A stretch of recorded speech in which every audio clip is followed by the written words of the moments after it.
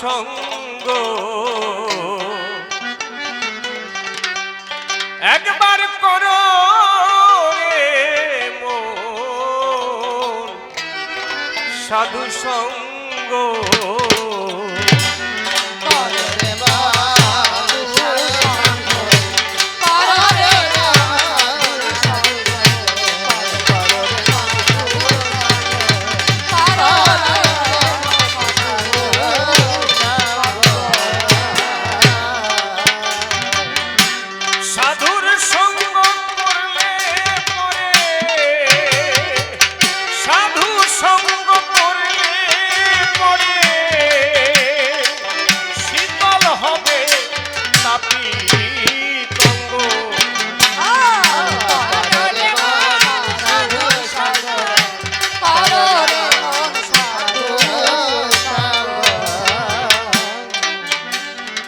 আমার উপর দিয়ে গেলে হবে না, সব আমার নিচে থাকবে। অপবিত্র যারা ভাবে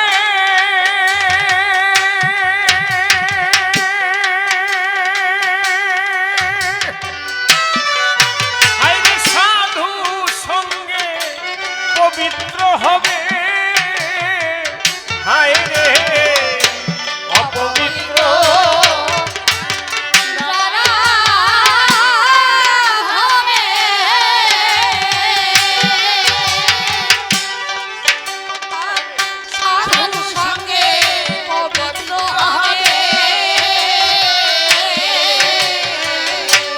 অপবিত্র যারা যারা ভাবে আইরে সাধু সঙ্গে পবিত্র হবে, প্রেমানন্দে সুখে রবে, প্রেমানন্দে সুখে রবে, প্রেমানন্দে সুখে রবে, ভঙ্গ হবে ভক্তি সঙ্গ।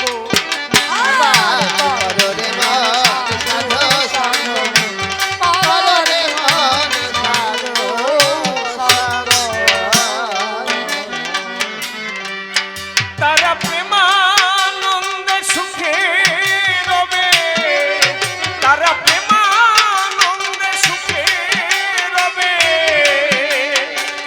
ভোগ বাসনা হবে ভঙ্গ।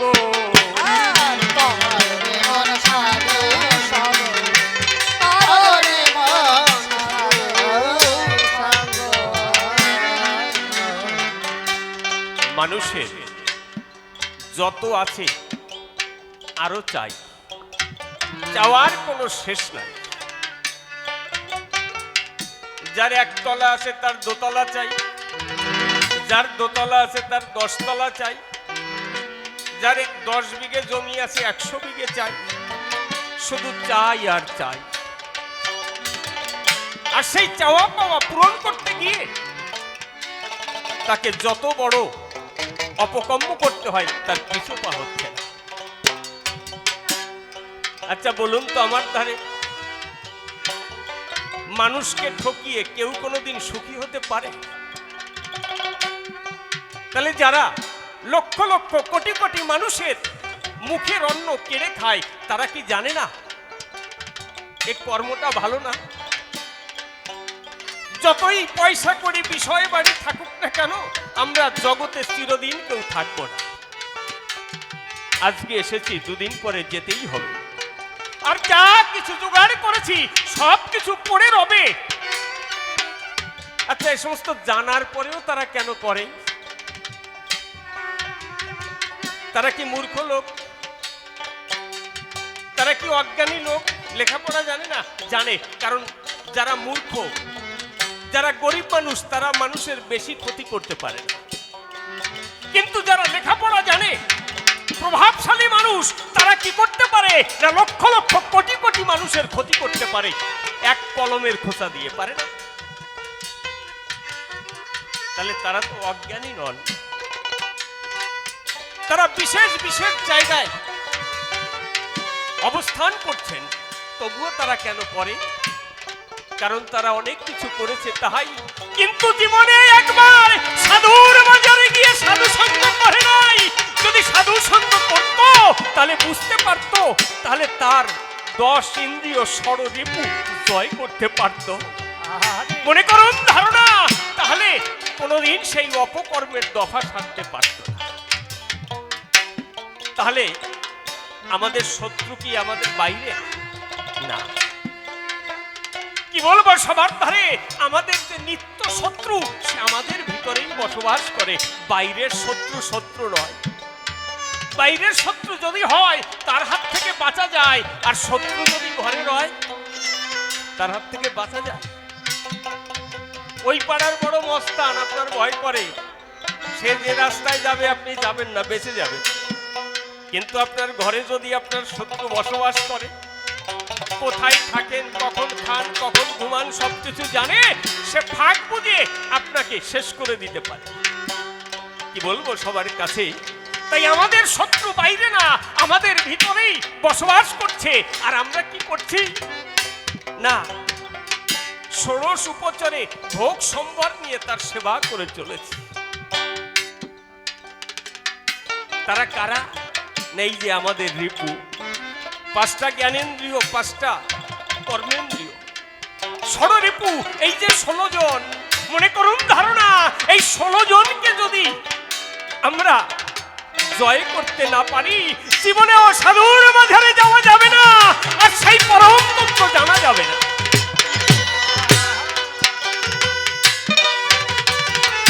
ওই 16 কোথায়? 16 বলে না, 16 আনা তহবিল দিয়ে পাঠিয়ে দিয়েছে, আনায় আনায় সব খরচা করে ফেলে দিয়েছে, হাতে পাতে আর কিছু নেই। আমাদের সাধনার স্তর কটা? স্থূল, প্রবর্তক, সাধক, সিদ্ধি, এক একটা 4টে করে ভাগ, তাহলে 4 4 কত হলো? সেই 16। তাহলে এদিকে কোন 16-এর জন্য এই সমস্ত করছি, আর কোন 16 আনা তহবিল নিয়ে জগতে এসেছি, আর কোন 16-এর ঘরে না গিয়ে এইরকম অনাচারের মধ্যে ডুবে মরে যাচ্ছে। এই জন্যে শত্রু আমাদের বাইরে কেউ নয়। তাই বলছে, আছে যত তীর্থ বিশ্ব মাঝা,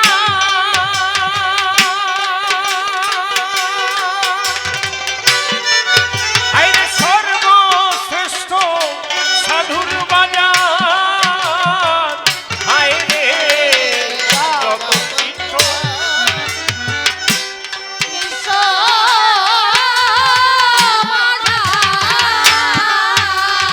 সর্বশ্রেষ্ঠ সাধুর বাজার, সর্বশ্রেষ্ঠ সাধুর বাজার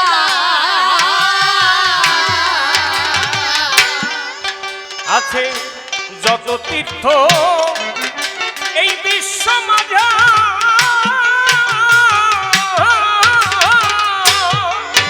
আইরে সর্বশ্রেষ্ঠ সাধুর বাজার। এই যে তীর্থস্থান আমরা দেখতে পাই, কত মানুষ আমরা তীর্থে পুণ্য অর্জন করতে যাই।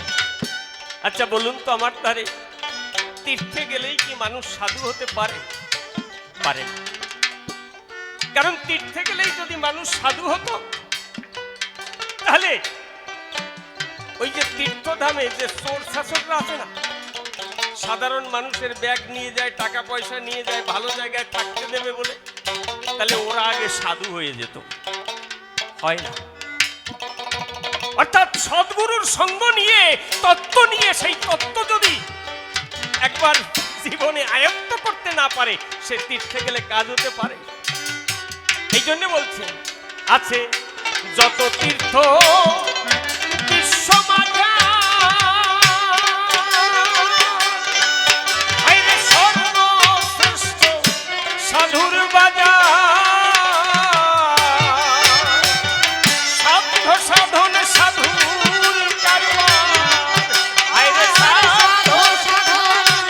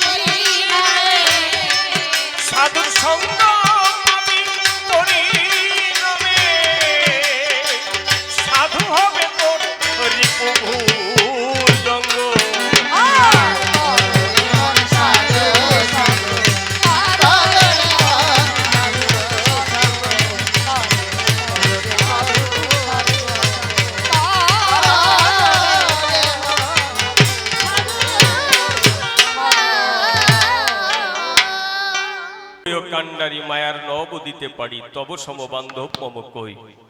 সতত থাকিও প্রাণে তোমার ইঙ্গিত দানেই, ভক্ত ভক্তার চরণ ধুলি শিরে যেন লই।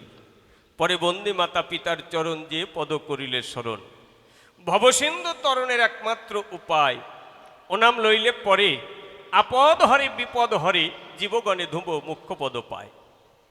সবাই যত সভ্যজন সুভাষিস করিবেন অর্পণ কো প্রবৃত্তি যেন যায় দূরে, এই সাধুগুরুর চরণ ধুলি মস্তকে লবত তুলি, প্রেম বাতাস লাগুক মোর শরীরে। যাকে বন্দনা করে সাই যাব কাব্য ভূমিকায় সভা মধ্যে নিবেদন জানাই, উত্তম সরকার নাম আমার, স্নাম করে পরিহার। এইবার আমি কাল্পনিক ভূমিকায় যেতে চাই, তাহার পুরোভাগে আমার যা মনে জাগে আপনাদের শুধাই। আপনারা আমার কথা নেবেন, আমাকে একটু আশীর্বাদ দেবেন। প্রেম ভক্তি সাধন ভজন কোনো কিছু আমার জীবনে নাই। খুলে বলি সবার কাছে, এই পৃথিবীতে একটা খারাপ মানুষের মধ্যে যে বদ স্বভাবগুলি আছে, ওর সব কয়টা আমার মধ্যেও আছে। আমার কাছে বলুন দেখি, ওদের সঙ্গ করে এই ভক্ত সঙ্গ করা সম্ভব নাকি? কভু সম্ভব নয়। তাই আশীর্বাদ ভিক্ষা মাগি আপনাদের রাঙা পায়। কথা নেবেন, আপনারা আশীর্বাদ দিয়ে আপনাদের মনের মতন তৈরি করে দেবেন। আমি করি বর্ণনা, আমার পক্ষে দাঁড়িয়ে সভা কক্ষে আপনাদের মনের খোরাক জোগাড় করা সম্ভব না।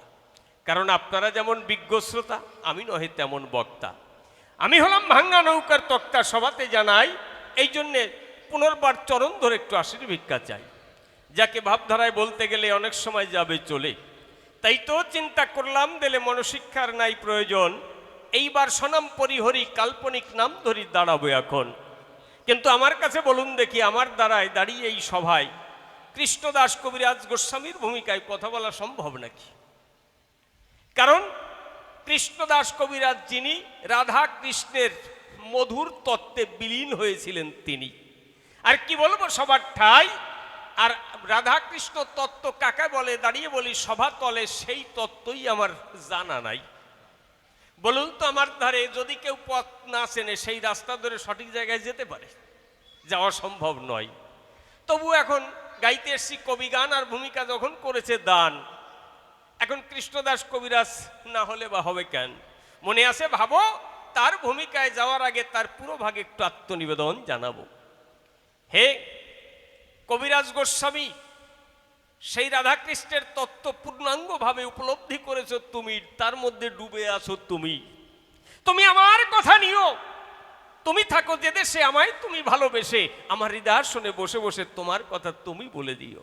তাকে করে কর্ণধর দাঁড়াইলাম সভা পর, কাব্য সিন্ধু হব পার, মনের একান্ত আকিঞ্চন। আর ভক্তবৃন্দ আছেন যারা একটু আশীর্বাদ করবেন, তারা আপনাদের চরণে আমার এই আত্মনিবেদন। এবার উত্তম সরকার নাম বাদ দিয়া কবি কাব্যের সূত্র নিয়া কৃষ্ণদাস গোস্বামী নাম ধরিয়া সভাতে দাঁড়াই। আমার বিপক্ষীয় বক্তা যিনি মুকুন্দ দাস হলেন তিনি, আপনারা দেখেছেন সবাই। ডাক দিয়ে বলে, আমার ধারে ৬৬ বছর পরে তুমি নিজে কলম ধরে কি জানাবার তরে করেছো লিখন, কেনই বা তুমি লিখতে গেলে সেইটা একটু বলো খুলে, তোমার মুখে করিব শ্রবণ। এই তার প্রথম জিজ্ঞাসা।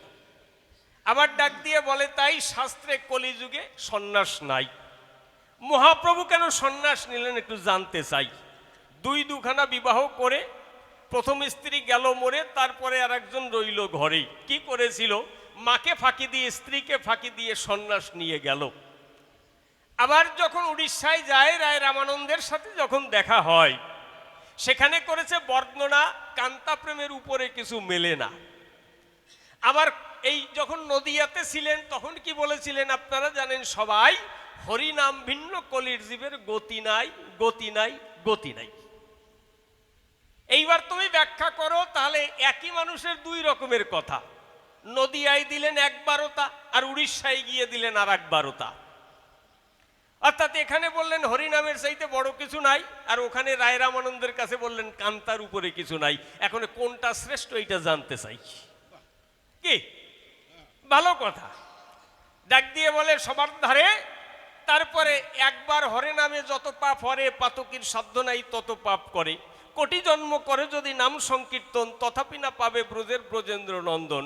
এই কি কারণ? এক জন্ম দুই জন্ম নয়, কোটি জন্ম যদি রাম করে ঘুরে বেড়ায় তবুও পাবে না কৃষ্ণ রসময়। কি বলবো তোমার কাছে, এর মধ্যে বলো মম সান্নিধ্যে কি তত্ত্ব নিহিত লুক্কায়িত আছে।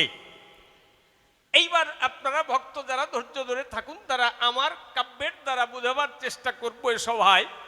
হয়তোবা ভুল ত্রুটি হলে পরে ক্ষমা করে দেবেন আমারে আপনাদের চরণে, এইটুক নিবেদন জানাইয়ে সভায়। দেখো, ৬৬ বছর পরে কিবা আমি কলম ধরে তত্ত্ব কি দেবার তরে করেছি লিখন, কি বলবো তোমার ঠাই পরিষ্কার করে জানাই, তুমি একটু তাহা করো শ্রবণ। আমার গুরুদেব হলেন যিনি আমাকে আদেশ করেছিলেন তিনি, আমি যখন বৃন্দাবনে করতেছিলাম ভ্রমণ। কি বলবো তোমার কাছে, আমারও বয়স অনেক হয়ে গেছে, আমি মহাপ্রভুকে কোনোদিন করিনি দর্শন। কিন্তু কি বলবো তোমার ঠাই, মহাপ্রভুর যে ৬ গোস্বামী ছিল, তোমার কাছে বলা ভালো তাদের কাছ থেকে আমি যাহা শুনতে পাই, কি বলবো তোমার কাছাকাছি কলম ধরে আমি লিখে দিয়েছি, আমার নিজের কথা কিছু লিখি নাই, পরিষ্কার। এখন তুমি করতে পারো আমারে তিরস্কার, কারণ এই জগতে সদ্গুরু যারা যারা সৎ পরামর্শ দেন, তারা গুরুর তত্ত্ব একবার নিলে পরে যদি কেউ গুরুকরণ করে, গুরুর ভিতর দিয়ে জীবন ধারণ করে, তাহলে অমরত্ব পায়। আর মনে করুন ধারণা, গুরুর কথার যদি হয় অবাধ্য, তাহলে তাকে বাঁচাবে নাই কারোর সাধ্য, তিলে তিলে হয়ে যাবে সে ক্ষয়, পরিষ্কার জিনিস। তাহলে কি বলবো তোমার ধারে, তাই গুরুদেব আমারে যা নির্দেশ করেছিল, কি বলবো সবার কাছাকাছি আমি সেই তত্ত্বগুলো ধরে ধরে লিখন করেছি। কারণ আমার আগে চৈতন্য ভাগবতকে লিখেছেন বৃন্দাবন দাস, হলেন যিনি চৈতন্য ভাগবত লিখেছেন তিনি, সেই গ্রন্থখানি আমি করেছি অধ্যয়ন। কি বলবো সবার ধারে এই মাইক জগতের কথা বেশি আছে তার ভিতরে, কিন্তু তত্ত্বের ভিতরে গেলে পরে যে আনন্দ মিলতে পারে, রাধা কৃষ্ণ যে তত্ত্ব ওই বৃন্দাবনপুরে করেছিল লীলা, কি বলবো তোমার ঠাই তার মধ্যে অত তত্ত্ব নাই, আমি আমার গ্রন্থের মধ্যে লিখেছি সেই লীলা খেলা। কি বলবো তোমার ধারে, তাহলে কি নিজেই লিখেছি সব মন গড়ে? তা নয়। রঘুনাথ দাস গোস্বামী হলেন যিনি গুরুদেব, হচ্ছেন আমার তিনি, তার কাছ থেকে মন্ত্র আমি করেছি গ্রহণ। বসে শুনুন জ্ঞানী দল, আরো যে ৫ গোস্বামী ছিল তারাও আমাকে তত্ত্ব শিখিয়েছিল। এইবার সেখান থেকে আমার এই সমস্ত আনায়ন, এই জন্য বলবে দেখবে দীক্ষাগুরু কৃষ্ণ আমার শিক্ষাগুরু রাই, যার কাছ থেকে বৃন্দাবনের ভজন তত্ত্ব পাই। কি বলবো তোমার কাছাকাছি, সেখান থেকে তত্ত্ব নিয়ে আমি কলম ধরিয়ে শুধু লিখে দিয়েছি, আমার কৃতিত্ব কিছু নাই, পরিষ্কার। এখন দেখি এই চৈতন্য চরিতামৃতের ভিতরে এমন কি পাওয়া যেতে পারে, চৈতন্য মানে চৈতন্য মহাপ্রভু, তার চরিত অমৃতময়। অমৃত মানে যাহা যে প্রসাদ গ্রহণ করলে পরে অমরত্ব পায় চরাচরে, অমৃত বলে তারে, তাই না, যার কোনোদিন ধ্বংস নাই। তাহলে এই অমৃত তত্ত্ব মহাপ্রভুর জীবন চরিতের মধ্যে কি পাই, এই তত্ত্ব জানলে পরে তাহলে বুঝতে পারবেন নারী নরে কেন সেই চৈতন্য চরিতামৃত লিখন করে দিয়েছি বিশ্বের ঠাই। কারণ আমি করি বর্ণনা, মহাপ্রভু সম্পর্কে অনেকেই খুব ভালো করে জানেন না। মহাপ্রভু হলেন যিনি এই আধুনিক যুগে প্রায় জন্মগ্রহণ করেছিলেন তিনি। এই জন্যে তিনি শুধু ধর্মীয় ভগবান বা অবতার পুরুষ অবতীর্ণ শুধু তাই নয়, তাহাকে ইতিহাসের সমাজ সংস্কারক বলা হয়। কি বলবো সবার কাছে, কঠিন বেড়াজালের মধ্যে দিয়ে মানুষের ভিতরে যে বিভেদ তৈরি করা আছে, জানেন যত জ্ঞানী দল, মহাপ্রভু এই নদিয়াতে এসে সেই বেড়া ভেঙে দিয়ে সমস্ত মানুষ এক করে হরিনামের দল গড়িয়েছিল। আপনাদিগের আছে জানা, বেদবিধি নিয়ে যারা চলে, বলি আমি সভা তলে, বেদবিধির মধ্যে সমস্ত মানুষকে পবিত্র বলা হয় না, হয় দেখবেন ব্রাহ্মণ ক্ষত্রিয় বৈশ্য শূদ্র, কেহ উচ্চ কেহ ক্ষুদ্র, কেহ অপবিত্র কেহ পবিত্র, এইভাবে মানুষকে আলাদা আলাদা চোখে দেখা হয়। চৈতন্য মহাপ্রভু হলেন যিনি জন্ম নিয়ে দেখলেন তিনি, এর মধ্যে দিয়ে সমাজে নেমে যাচ্ছে অবক্ষয়। কি বলবো সবার কাছে, আজকে হিন্দু ধর্মের থেকে ছেড়ে বেশিরভাগ মানুষ বিধর্মী হয়ে যাচ্ছে। আপনাদিকের আছে জানা, আজ থেকে 1500 বছর আগে এই ভারতবর্ষের বুকে কোথাও একটা মুসলমান ছিল না, আর আমাদের বাংলায় 1000 সালের আগে মুসলমান ছিল না। কি বলবো সবার ধারে দেখবেন আপনারা ইতিহাস পড়ে, বৌদ্ধ যুগ যখন এই বাংলার ভেতরে, তখন কোনো মুসলিম ছিল না। বল্লাল সেন রাজত্ব যখন করেছিল, আস্তে আস্তে মুসলিমের সংখ্যা বেড়ে গেল, কারণ এই বল্লাল সেনের কৌলিন্য প্রথার অত্যাচারে এই যাদের নিচু জাতি বলা হয়, শূদ্র বলা হয়, তারা এই হিন্দু ধর্ম ছেড়ে হাজারে হাজারে মুসলিম হয়ে যাচ্ছিল। কি বলবো সবার কাছে, মহাপ্রভু জন্ম নিয়ে দেখছেন বাংলার মধ্যে অর্ধেকের বেশি মুসলমান হয়ে যাচ্ছে। তিনি দেখলেন তাই এ তো আমাদের বাঁচার কায়দা নাই, অর্থাৎ ওই কঠিন যে বেড়া ওইটাকে ভঙ্গ করে সবাইকে ডাক দিলেন হরিনামের দল করে। কি বলবো তোমাদের ঠাই আমাদের ওই ব্রাহ্মণ্যবাদের মধ্যে যাওয়ার দরকার নাই, কারণ ওরা করে বর্ণনা, মন্দিরে শূদ্ররা অস্পৃশ্যরা প্রবেশ করতে পারবে না। মহাপ্রভু বললেন তোমাদের মন্দিরে যাওয়া লাগবে না, চলো আমরা সবাই এই রাস্তায় ঘুরে ঘুরে হরিনাম গাই। কি করেছিল?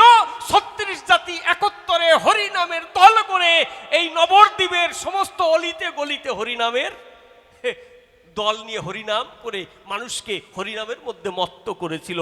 তিনি করেছিলেন বর্ণনা, এই এক হরিনাম করলে তোমাদের সব কিছু পাবে আর অন্য কিছু লাগবে না না না।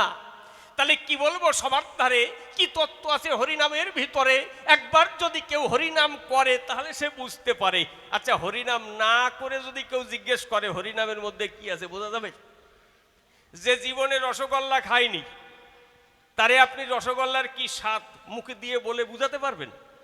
হ্যাঁ, পারবেন না তো। যদি বলেন আরে রসগোল্লা মিষ্টি, তা মিষ্টি কেমন? মিষ্টি কি দিয়ে? চিনির মতন, তা চিনি কেমন?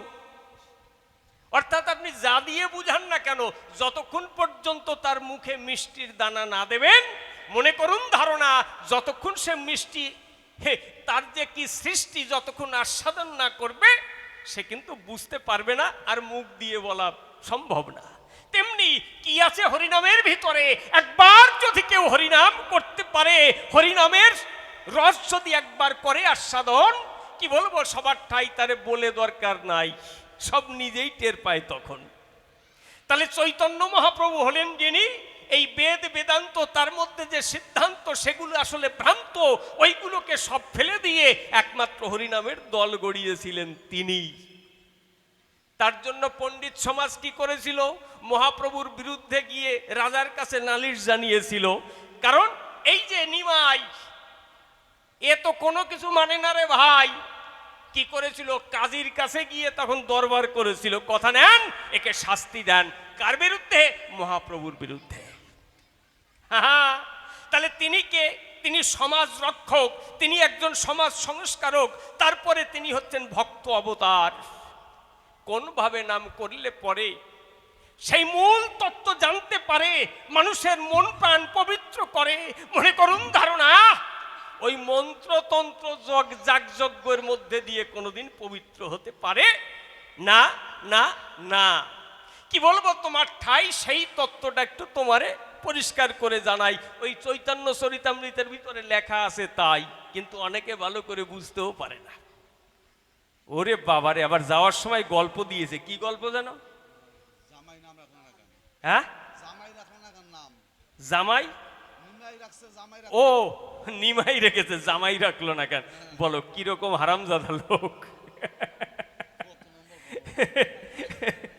ওরে বাবা রে বাবা, গল্পের ঠেলা কি! আমি একটা বলবো নাকি? হ্যাঁ, বলবো না, বলেই যাই। যখন বেশি সময় তো পাওয়া যাবে না, অনেক সরকার আছে, আমি বেশি সময় নেবও না। ওর যা কথা 3 কথা লাগবে। মানে এক ভদ্রলোক, এর মধ্যে তত্ত্ব আছে কিন্তু বলবো। মানে এক ভদ্রলোক 10 টাকা দিয়ে একটা জাঙ্গিয়া কিনেছে, মাত্র 10 টাকা। তো এই 10 টাকা কিনে জাঙ্গিয়া কিনে 3 বছর পরিচয়। এখন আর পরার মতন অবস্থা নাই, জালের মতন ছিদ্র ছিদ্র হয়ে গেছে। ও মাস 3 ধোয়নি। আচ্ছা, 3 মাস যদি না ধুয়ে কেউ জাঙ্গিয়ে পড়ে, তার গন্ধের ঠেলায় কেউ বাড়ি থাকতে পারে?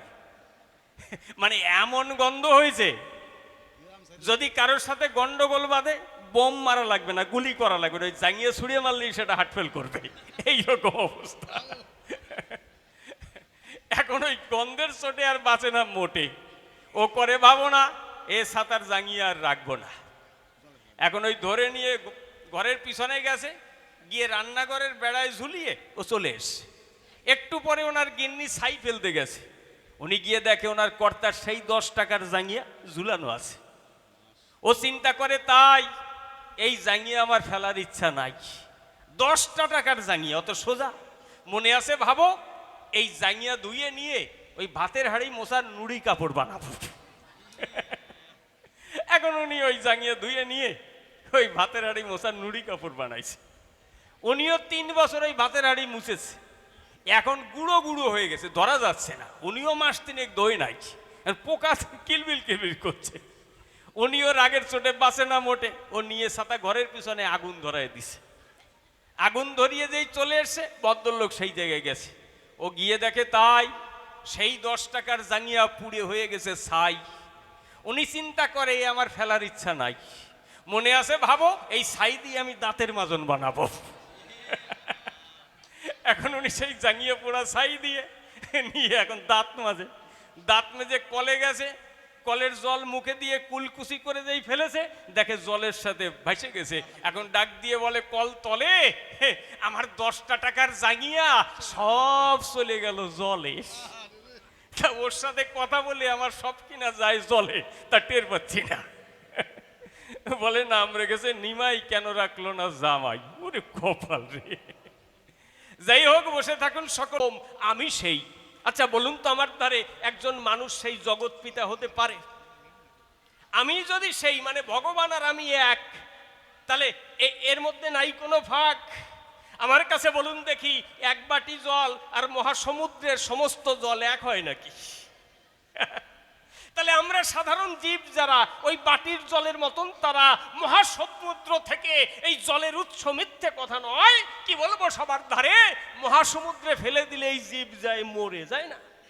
এক যদি হয় আমি সেই, তাহলে মরে কেন?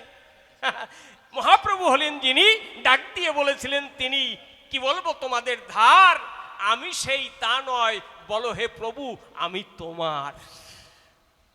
তুমি করুণা করে পাঠিয়েছ এই চরাচরে, তোমার করুণায় আসিয়া মায়ামোহের ফাঁদে পড়িয়া ভুলে গেলাম তোমারে। তুমি কৃপা করো, আমাকে কৃপা করে তোমার চরণের দাস করো। এই জন্য কি লেখা আছে, জীব নিত্য কৃষ্ণ দাস ইহা ভুলি গেল, অতএব মায়া পিশাসি গলেতে বান্ধিল। কি বলবো সবার কাছে, এই যে মানুষ দুঃখের মধ্যে আছে, বিভিন্ন রকমের হতাশায় ভুগছে, কিসের জন্যে? কারণ কি বলবো, সবার কাছাকাছি আমি যে কে, কোথা থেকে এসেছি, কি কর্ম করতে এসেছি ভুলে গিয়ে আমিত্ব নিয়ে নিজেকে বড় মনে করে, প্রভু মনে করে ঘুরে বেড়াচ্ছি। কি বলবো, সবার ঠাই এই নিজেকে যেহেতু আমিত্বের ভিতর দিয়ে মহান ভাবছি, এই জন্যে আমাদের মনে শান্তি নাই। আমরা কি করতাম, আমরা যদি এই আমিত্ব মোহমায়া ছেড়ে দিয়ে একমাত্র প্রেম ভক্তি নিয়ে তার চরণ তলে গিয়ে জয় হরি বলে ভাসিয়া চোখের জলে তার নিত্য স্মরণ নিতে পারি, মনে করুন ধারণা, তাহলে আমাদের এই দুঃখ বেদনা আর থাকবে না। দুঃখ হয় কখন, আমিত্ব যতক্ষণ। আচ্ছা একবার চোখ বুজে বলেন, দেখেন যে আমি কালকের থেকে এই জগতে আর নাই, কোনো আমিত্ব আছে, কোনো মাহাত্ম আছে, কোনো মাতব্বরী আছে? একটু দেখুন চিন্তা করে, দুদিন পরে আমি যাব মরে, এই সংসারে আমার কোনো চিহ্ন থাকবে না। তাহলে কতটুকু আমিত্ব নিয়ে ঘুরে বেড়াই, একটু চিন্তা করে দেখব না? আমরা যারা সাধারণ মানুষ কি করি, কত বড় মাতব্বরী। আচ্ছা, আমার জন্ম হয়েছিল কি আমার ইচ্ছায়? আমার ইচ্ছায় জন্ম হয়নি। আমি বড় হয়েছি আমার নিজের ক্ষমতায়, বড় হতে পারিনি নিজের ক্ষমতায়। আচ্ছা, এই যে কাজবাজ যা করি সে কি আমার না অন্য লোকের কাজ করি? অন্য লোকের কাজ করি। যাকে বিয়ে করে ঘর করছি সে কি আমার নাকি? তো অন্যের মেয়ে নিয়ে সে করুণা করে আমার ঘর করে, তাই আমি শান্তি পাই। তাহলে সে যদি আমাকে শান্তি না দিত, শান্তি থাকতো? লোকে যদি আমারে কাজ না দিত, আমার ঘরে খাবার থাকতো? বাবা মা করুণা করে যদি আহ্বান করে জগতে না নিয়ে আসতো, আমার জন্ম হতো? এই জামা কাপড় পরে আছি, একটা আমি তৈরি করেছি। তাহলে যারা তৈরি করেছে আমাকে সৌন্দর্য দান করবার তরে, আমার লজ্জা নিবারণ করবার তরে, আমার ক্ষুধা নিবারণের তরে হাজার হাজার লক্ষ লক্ষ মানুষ দিবারাত্র কর্ম করে, তাদের সবকিছু গ্রহণ করে আমি মাতুব্বর সাজি। ওরে বাবা, জানিস আমি কে? তোরে দেখিয়ে দেব। ওরে বাবা, দেখিয়ে দেওয়া লাগবে না, সবাই চুপ করে থাকলে তুমি নিজেই দেখে পড়বা যে তোমার আছেটা কি। তারপরে যেদিন জগৎ ছেড়ে চলে যাবে, জয় হরি বল হরি বলে শ্মশানে কে নিয়ে যাবে? অন্য লোকে কাঁধে করে নিয়ে যাবে না? তা তোমার আসার সময় তোমার হাত নাই, আসতে পারো না। খাওয়া পড়ায় তোমার হাত নাই, নিজে খাতে পারো না। আনন্দ করার সময় অন্য লোক সঙ্গ না দিলে আনন্দ পারো না। মরার পরে শ্মশানে অন্য লোকে না নিয়ে গেলে চিল সকুলে খেয়ে ফেলবে, নিজে রক্ষা করতে পারবা না। তা সব যখন পরে করে, অত মাতব্বরি কেন তোমার ভিতরে? এই বাবা, অত অহংকার কিসের তোমার ভিতরে? সব যখন পরে করে দেয়, তাহলে অহংকার তোমার কোথায়? কি বলবো, সবার ধারে এই তত্ত্ব যদি জানতে পারে, তাহলে সে বুঝতে পারে একমাত্র তার নাম করাই আমাদের ধর্ম, অন্য কিছু নয়। কি করব বর্ণনা, এইটা যারা বোঝে না, কোটি জন্ম ধরে নাম করলে তাদের কিছু হয় না, হয় না, হয় না।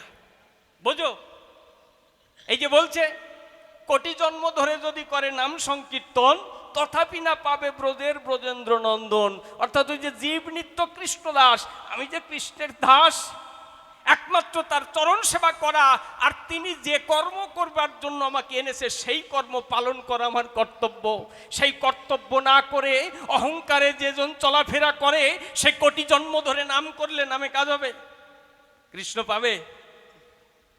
আপনারা তো বোঝেন, ও বুঝবে কিনা সেইটা সন্দেহের বিষয়। আবার কোটি জন্ম কাহাকে বলে, দাঁড়িয়ে বলি সভা তলে। কোটি কথার অর্থ মানে 100 লাখে 1 কোটি, তা না। কোটি মানে একটা অংশ। দেখবেন এই কোটি দেশ বলে না, তাহলে কোটি মানে অংশ, অর্থাৎ তোমার জন্মের একটা অংশ, যেটাকে তুমি নিজের স্বার্থের জন্য করেছে ধ্বংস। কি বলবো, সবার ঠাই ওই অংশ অংশ বাদ দিলে দেখো তোমার পূর্ণ জন্মের কোনো মানে নাই। বোঝা যাচ্ছে? তাহলে এইভাবে যদি বুঝতে পারে, যদি একবার ডুব দেয় সেই নামের ভিতরে, যে আমার জীবনের একটা বড় অংশ অপকর্ম করে শেষ করে তারপরে হরি হরি বললে কাজ হবে? কাজ হবে না। এই জন্যে যা কিছু করতে হয় শিশুকাল থেকে শুরু করতে হয়। কারণ অনেক দূরের রাস্তা তো। ওই পিছনে অনেকে ভাবে এই জোয়ান বয়সে এখন ধর্মকর্ম দরকার নাই, যখন বৃদ্ধ হয়ে ঘরে থাকবো তখন ধর্মকর্মে মন দেবো, এখন একটু সংসার টংসার করে নিই। কি বলবো, সবার ধারে ওটাকে সংসার বলে। চরাচরে সংসার আর সংসারের মধ্যে পার্থক্য আছে জানেন? সংসার আর সংসার মানে কি জানেন? সংসার মানে স্বয়ংকে সার করে যে ঘরে থাকে তাকে সংসার কয়। স্বয়ং তিনিই সার, আমি শুধু দাস তোমার। সবকিছু তার চরণে অর্পণ করে কর্ম করে, তার সংসার করা বলে তারে। আর সংসার মানে বউ, ছেলে মেয়ে, মা বাবা, জায়গা জমি বাড়ি, এইগুলোকে সং বানিয়ে এছাড়া জগতে আর কিছু নাই। এর জন্য সকল কিছু করতে চাই। এই মোহের ভিতরে যে জন বসবাস করে সংসার করা বলে তারে। আমি করি বর্ণনা, এই সংসারের ভিতরে ডুব দিয়ে কোনোদিন সুখ পাওয়া যাবে না, না, না। যাকেই তোমরা চলে আসো, বেশি সময় নেওয়া যাবে না, কারণ গান গাইতে হবে আর গানের মধ্যে দিয়ে জবাব দিতে হবে। তাহলে 2-3টে প্রশ্নের জবাব হয়ে গেছে। এরপরে আরো 2টো প্রশ্নের জবাব দিতে হবে। গানের সুরে সুরে যেতে চাই, আপনারা বসে বসে শ্রবণ করুন। সবাই এবার গান গাই।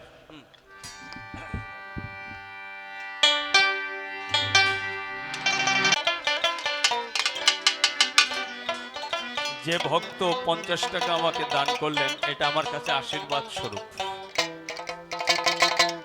আসলে বলছে খুবই, তাহলে তার যে ভালো লাগা শ্রদ্ধা ভক্তির সাথে মিশ্রিত, তাই আমি গ্রহণ করলাম। আপনারা আশীর্বাদ করবেন তার মনোবাসনা যেন পূর্ণ হয়। হা হা।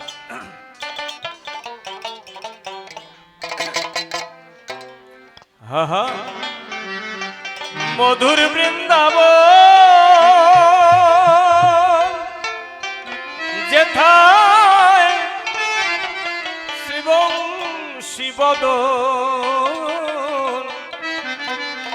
যমুনার কুলে কুলে বাঁশরি বাজায়। মধুর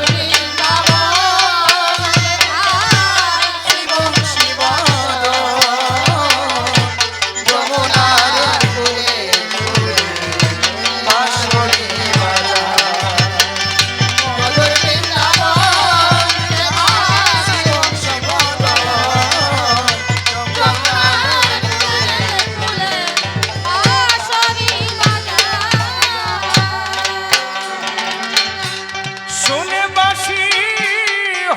উদাসী শুনে বাসি হয় উদাসী যমুনায় যায় যমুনার কূলে কূলে বাঁশরি বাজায় মধুর বৃন্দাবন দেখায় শিব শিবদ যমুনার কূলে কূলে বাঁশরি বাজায় যমুনার কূলে কৃষ্ণ বাজায় মোহন বেণু আম্বার বেগে উঠে ছুটে আসে ধেনু ও যমুনার কূলে কৃষ্ণ বাজায় মোহন বেণু আম্বার বেগে উঠে ছুটে আসে ধেনু ওই শুনে কৃষ্ণের বাঁশের বাঁশির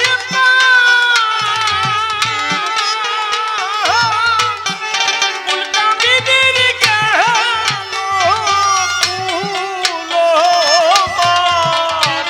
হায়রে শুনে বাঁশের বাঁশির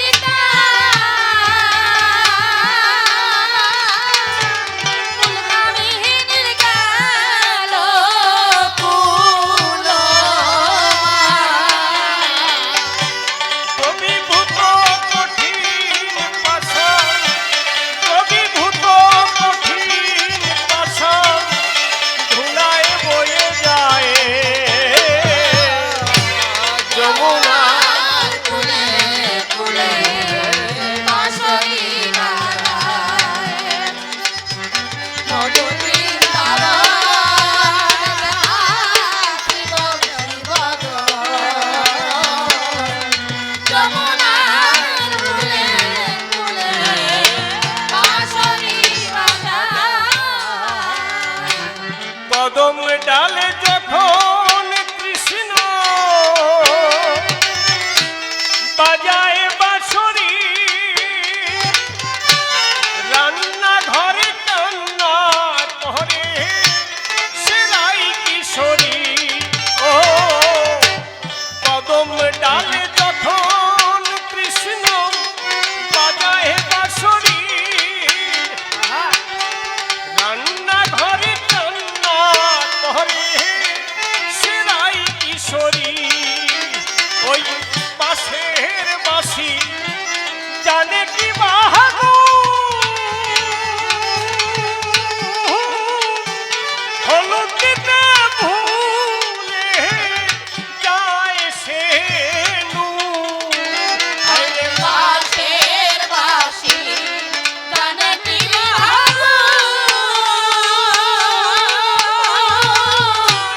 হলুদিতে ভুলে যায় সে ও তার মনের আগুন জ্বলে দ্বিগুণ মনের আগুন জ্বলে দ্বিগুণ হলুদ মাখে গায়ে যমুনার কূলে কূলে বাঁশরি বাজায় মধুর বৃন্দাবন দেখায় শিব শিবদ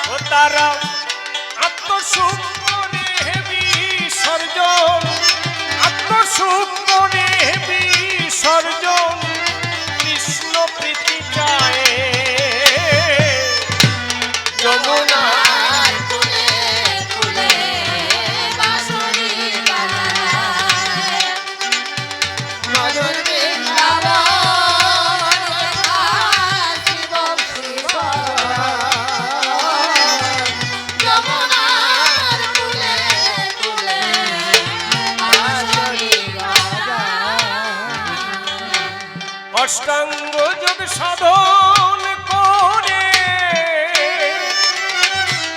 ভোলা মহেশ্বর সোনার কাশি ত্যাগ করেছে শুনে বাঁশির স্বর। ও অষ্টাঙ্গ যোগ সাধন করে ভোলা মহেশ্বর সোনার কাশি ত্যাগ করেছে শুনে বাঁশির স্বর। আইরে কেউ দেখিলে শ্রীকৃষ্ণ বাবা কেটে যায় তার সুখ দুঃখের বাঁধন। আরে কেউ দেখিলে শ্রীকৃষ্ণের বাহন কেটে যায় তার সুখ দুঃখের বাঁধন। এদিন শ্রীনিবাসের এই নিবেদন শ্রীনিবাসের এই নিবেদন রেখো রাঙা পায়ে যমুনার কূলে কূলে বাঁশরি বাজায় গাবো শ্রীবংশীর বাদন। যমুনার কূলে কূলে বাঁশরি বাজায়। গানের ভাব ছেড়ে এবার ভূমিকাতে যাই বসে বসে শ্রবণ করুন আপনারা সবাই। বলে গেছে আমার কাছে গো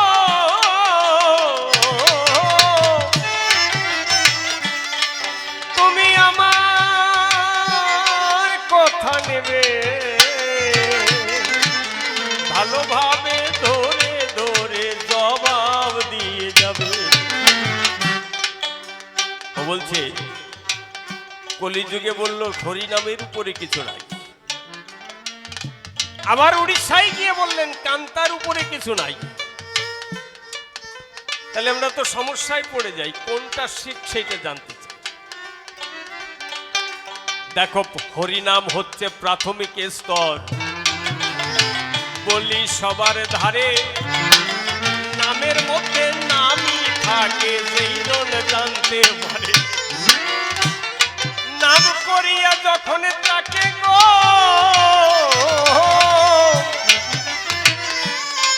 ওই যে করবে আহ্বান নামের নামই যখন সম্মুখে হবেন মূর্তিমান। নামের মধ্যে নামই থাকে, তাহলে কাউকে ডাকলে তার তো একটা নাম লাগবে। তাহলে হরিনাম হরিনামের ভিতরে হরিনাম হরি থাকে আর হরিনামে ধরাধামে নাম ধরে ঢাকলে তিনি আসেন, কারণ তিনি হচ্ছেন ভক্তাধীন ভগবান। যদি কেউ সমস্ত হেতু শূন্য হয়ে একমাত্র নামের ভিতরে নিমজ্জিত হতে পারে, নামময় জীবন করতে পারে, অজপার ঘরে যখন নাম চলে যাবে তখন আর জপ করে নাম করা লাগবে না। 3 লক্ষ বার 6 লক্ষ বার 1 লক্ষ বার তার নাম চলতে থাকবে, অজপার ঘরে জপ করা লাগবে না। 21,621 বারে একবার ঘরে একবার বাইরে এইভাবে যে 24 ঘন্টা নামের ভিতরে ডুবে যেতে পারে তাকে নাম করা বলা হয়। মুকুন্দ দাস আমি করি বর্ণনা, একমাত্র হরিনামের ভিতরে যদি কেউ ডুব দিতে পারে তার আর তন্ত্র মন্ত্র যাগ যজ্ঞ বেদাচার কোনো কিছু লাগে না। কি বলবো তোমার ঠাই আর বৃন্দাবনের ভজন তত্ত্ব হচ্ছে বেদ বিধির উপরে জানে সবাই। এটা প্রাথমিক স্তর। একবার নামে যদি কেউ পাকা হয়, আচ্ছা আপনি কাউরে নাম ধরে ডাকলেন, সে আপনার বাড়িতে আসলো, তারপরে আর ডাকার দরকার আছে কি বাবা? আপনি একজনকে ডেকেছেন আমার বাড়িতে আসবেন, সে এলেন, তারপরেও ডাকবেন আসেন আসেন, তখন কি করতে হবে? তার সেবা যত্ন করতে হবে, তাই তো? তাহলে নামের ভিতরে যখন ডুবে যাবে, নামের যখন দর্শন হবে, তখন নাম থেমে যাবে, আর নাম থাকবে না, কি থাকবে? সেবা থাকবে। এই জন্য বলছে ভজন। ভজন বোঝে কজন? ভজন মানে সেবা, নিঃস্বার্থ ভাবে যে দেবা সে তাকে পাওয়া, নইলে পাওয়া না। এই জন্য আপনারা জানেন সবাই, বৃন্দাবনে গোপবালারা কৃষ্ণকে পেয়েছিল, মুনি ঋষিরা পায় নাই। পেয়েছিল গোয়ালিনী, তাদের নিচু জাত বলা হতো, তাদের কোনো শুভ কাজে কোনো জায়গায় তাদের ডাকা হতো না। তারা কারা? না সকাল বেলায় দুধ দুয়ে ক্ষীর নমুনি বানিয়ে বাজারে বিক্রি করতে যেত, যেত না? তারা গোয়ালিনী, ঘোষ। তাদের হচ্ছে অনেক দোষ, তারা নিচু জাত। কিন্তু জানেন যত জ্ঞানী দল, সেই গোয়ালিনীদের প্রেমে আমার গোবিন্দ বাধা পড়েছিল, কোন পণ্ডিতের প্রেমে বাধা পড়েনি। আচ্ছা বলুন তো আমার ধারে, সেই বৃন্দাবনের গোপিনীদের কে দীক্ষা দিয়েছিল? কেউ নাম বলতে পারে? কি গোসাই? দেখবেন বৃন্দাবনের যারা গোপিনী, গোয়ালিনী, তারা দীক্ষা নেয় নাই, যাগযজ্ঞ করে নাই, মন্ত্র পড়ে নাই। তারা মন্ত্র পড়ে, তারা যাগযজ্ঞ করে গোবিন্দকে ডাকে না। কিন্তু জানেন যত জ্ঞানী দল, সেই গোয়ালিনীদের প্রেমে কৃষ্ণ তাদের কাছে ঋণী হয়েছিল, আর সেই ঋণ শোধ দিতে তৌর হয়ে নদিয়াতে এসেছিল। আচ্ছা, বড় বড় তো কত মুনি ঋষির নাম আছে, তাদের কাছে ভগবান ঋণী হয়েছিল কেন? তারা হেতু শূন্য ছিলেন না, অকৈতব ছিলেন না। প্রেম হচ্ছে হেতু শূন্য, অকৈতব, যার মধ্যে কোনো চাওয়া পাওয়া থাকে না। হে বন্ধু, তোমাকে ভালোবাসি তাই তোমার কাছে ছুটে আসি, বিনিময় কিছু চাই না। চোখের জলে ভেসে ভেসে তারা গিয়েছিল কৃষ্ণের পাশে, কৃষ্ণ ফেরত দিয়েছিল, কটু কথায় আঘাত দিয়েছিল। যখন বংশীধ্বনি করেছিল, সমস্ত গোপীরা বনের ভিতরে গিয়েছিল। কৃষ্ণ কি বলল? গোপীগণ, তোমরা আমাকে ভালোবাসো তাই ছুটে পাশে আসো, আমি তো রাগ করি না। তাই বলে নারীর একটা ধর্ম আছে, সেই ধর্ম না পালন করে বলো তো আমার কাছে এই বনের মধ্যে পরপুরুষের কাছে আসা এটা ঠিক না। কথা নাও, ঘরে ফিরে যাও। এই যে ঘরে ফিরে যাও, গোপিনীরা মাথা নিচু করে বলছে, কৃষ্ণ, আমাদের পা কৃষ্ণ বিহনে উল্টো দিকে চলে না, আমাদের মুখ কৃষ্ণ কথা ছাড়া বলে না, আমাদের চোখ কৃষ্ণ ছাড়া কিছু দেখে না, আমাদের অন্তর কৃষ্ণ ছাড়া কিছু ভাবে না।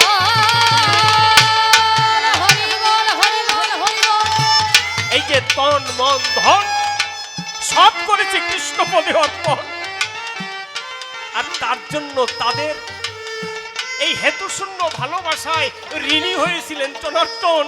কি বলবো, সবার ঠাই যারা ধন দৌলত ঐশ্বর্য সমস্ত মাধুর্যের জন্য যারা যাগযজ্ঞ করে, তাদের কাছে কৃষ্ণ বাধা পড়ে।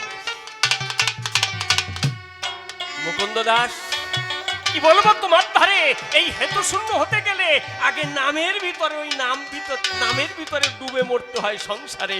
ওই ব্রজগোপী যারা যারা কৃষ্ণ নামের ভিতরে আত্মবিসর্জন দিয়েছিল, তারা তারপরে কৃষ্ণর সেবার ভিতর দিয়ে জয় করেছিল তারা।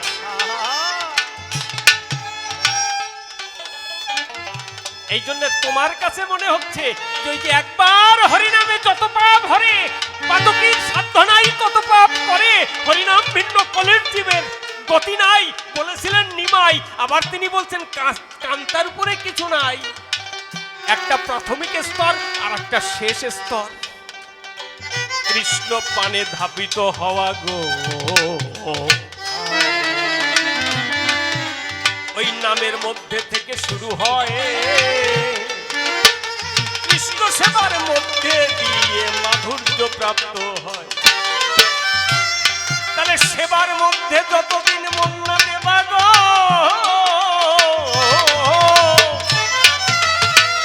নামের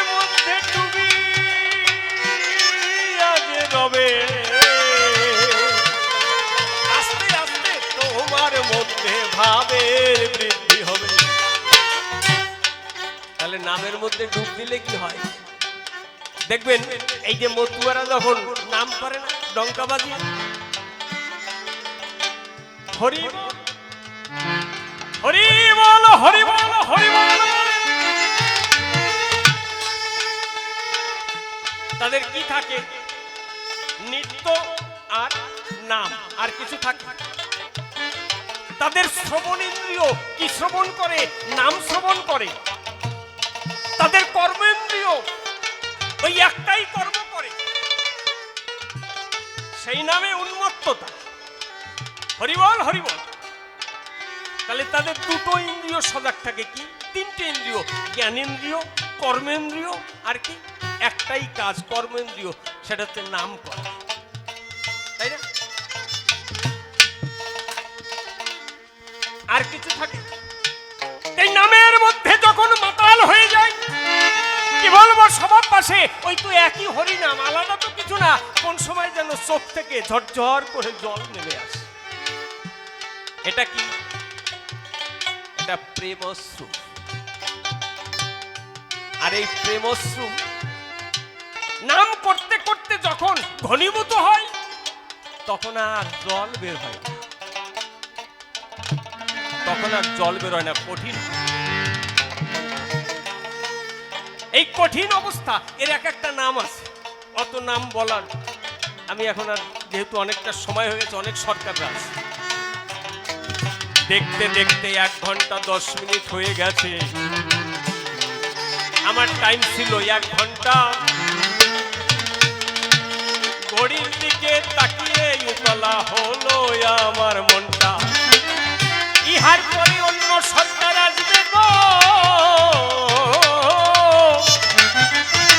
গাইবে ভালো গান, আরেকটুখানি বলবো আমি এই যে হরিনাম। হরিনাম ছাড়া কলির জীবের গতি নাই বাবা। একটা হচ্ছে সত্য ত্রেতা দাপর কলি, এটা হচ্ছে কি একটা গণনা, আর একটা আধ্যাত্মিক জগতে আছে সত্য ত্রেতা। আচ্ছা, আমরা কেউ বলতে পারি এখানে কে কোন যুগে বসবাস করছে? যে কলি যুগে আছে তার নামের দরকার, যে তার বাইরে চলে গেছে তার নামের দরকার দরকার নাই। যে সত্যের ঘরে আছে সে সত্য যুগে বসবাস করে, আর যে মিথ্যার জগতে আছে সে ঘোর কলিতে বসবাস করে। তাহলে তার সাধনার ঘরে গিয়ে সে বুঝতে পারে সে কোন জায়গায়, যদি সে সঠিক কর্মী হয়। আর কর্মী না হয়ে যদি উগ্রধর্মী হয়, তাহলে তো সে বুঝবে না, সে জীবনে কোনোদিন বুঝতে পারবে না। আর নিজের অনুযায়ী সবাইকে বিচার করবে, সঠিক বিচার হবে না। হবে কার ভিতরে কি আছে? একটা জিনিস মনে পড়ে গেল প্রসঙ্গক্রমে, আমাদের বীরভূম বাঁকুড়ার একটা বাচ্চা ছেলে, ক্লাস 4 না 5 পড়ে, আপনারা অনেকে দেখেছেন মোবাইলে কিংবা পেপারে। সেই বাচ্চাটাকে জিজ্ঞেস করেছিল, তুমি বড় হয়ে কি হতে চাও? বলছে, আমি বড় হয়ে লেখাপড়া শিখে বোকা হতে চাই। বলছে, তুমি লেখাপড়া শিখে বড় হয়ে বোকা হতে চাও কেন? বলছে, আমি তো মানুষ ঠকাতে পারবো না, তাই বুদ্ধিমান মানুষরা মানুষ ঠকাচ্ছে, আমি মানুষ ঠকাতে চাই না, তাই আমি বোকা হতে চাই।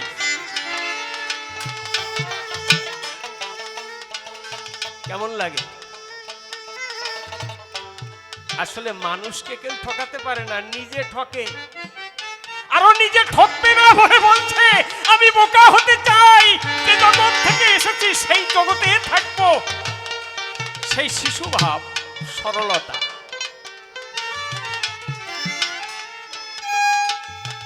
একজন জিজ্ঞেস করেছে, দাদা বলুন তো এই জগতে কোন লতা ভালো? বলছে, সবচাইতে সরলতা ভালো। অনেক লতা আছে তো, কিন্তু সরলতা ভালো। সরলতার ভিতরে যদি কেউ একবার প্রবেশ করে, গরলে কাজ করতে পারে না কোনো সময়ে, নামের মধু পান করিতে পারে মহাশয়। আর নামময় যখন জীবন হবে গো, করিতে বর্ণনা, নিরানন্দ তার জীবনে কভু যে রবে না। আনন্দময় জগতে তিনি করবে বসবাস, তাহার কাছে ছুটে যাবে আপনি কৃতবাস। আনন্দের ধন অমূল্য রতন গো, মাধুর্যময় বৃন্দাবনেই পাওয়া যায়। সে কারণে গোপীদের কাছে ঋণী রসময়। এই যে হেতু শূন্য কিছু চাই না, তুমি বাসো কিনা বাসো ভালো, তাতে দুঃখ নাই, তোমাকে বাসিব ভালো, এই ভিক্ষা চাই। অশ্বিনী গোসাই হরি সঙ্গীতের মাঝে গো, ওই যে করে লিখো মাধুর্যময় তত্ত্ব যাহা করেছিলেন অর্জন, সেই জগতে না গেলে কোনো কালে বলা সম্ভব নয়। আর তাহারে বেশি কথা বলবো না মহাশয়। ওই যে দেখতে দেখতে অনেক সময় হয়ে গেছে, তাই আমার মতন এখন আমি শেষ করিতে চাই। ইহার পরে মুকুন্দ দাস সভাতে আসিবে, তাহার ভাবের ভাবনার আসে খুলিয়া বলিবে, তবে ভিন্ন কথাই আমি বলবো না। এইখানেতে ছেড়ে দেব কাব্য আলোচনা। যে কয়েকটি প্রশ্ন আমায় করেছিল দান, ধরে ধরে সবার মধ্যে দিলাম সমাধান, একটারও জবাব দিতে রাখি নাই বাকি, সেই জন্য মনে আমার হলো বড় খুশি। তবে আর ভিন্ন কথা বলবো না। এইখানেতে ছেড়ে দেব কাব্য আলোচনা। বহুভাবে বহু কথা বলতে গেলে পরে হয়তো বাদস্তুতি হয়ে যেতে পারে। এইদিকে আসে তোমার সবার চরণে জানাই প্রতি, এই বিশ্বাস তোমার গুরুজন আমি সবার চরণ করে নিবন্ধন। এইখানে আমার মতন দিলাম সঙ্গ করি, যার যার মাতা